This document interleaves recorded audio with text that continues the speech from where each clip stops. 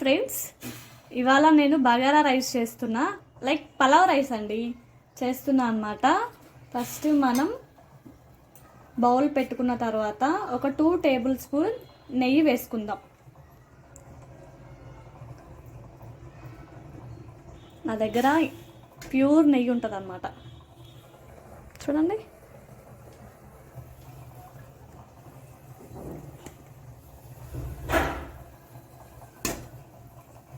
ఇది బాగా తాగిన తర్వాత ఇలా అయిన తర్వాత లైట్గా కొంచెం తాలింపు గింజలు వేసుకుందాం, ఓకేనా. ఆ తర్వాత బిర్యానీ ఆకు వేసుకోవాలి, ఓకేనా. ఆ తర్వాత దాల్చిన చెక్క, ఆ తర్వాత యాలుకలు, ఆ తర్వాత మిరియాలు, ఆ తర్వాత మొగ్గ అదే ఇది, తర్వాత పువ్వు, ఆ తర్వాత మన ఇది, తర్వాత జీడిపప్పు. ఇవన్నీ మంచిగా వేసుకొని ఒక 2 మినిట్స్ అలా అలా కొంచెం లైట్గా వేగాలి. ఇగో బాగా వేగాయి కదా, సో నేను వచ్చేసి 4 బియ్యం పోసుకున్నాను అనమాట. దానికి వచ్చేసి 8 పోసుకుంటున్నాను.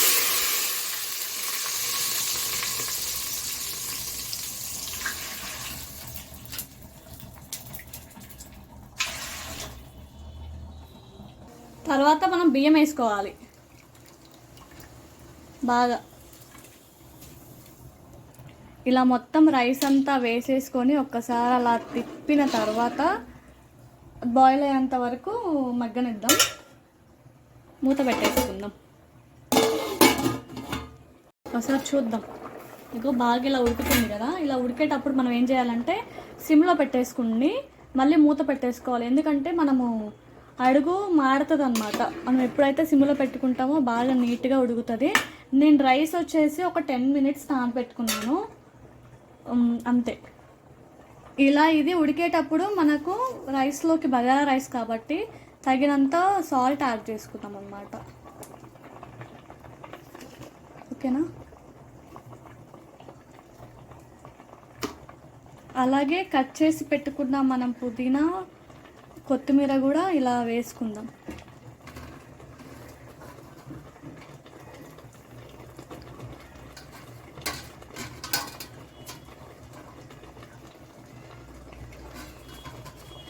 సో సిమ్లో పెట్టేసుకొని మనం మూత పెట్టేసుకుందాం. చూద్దాం.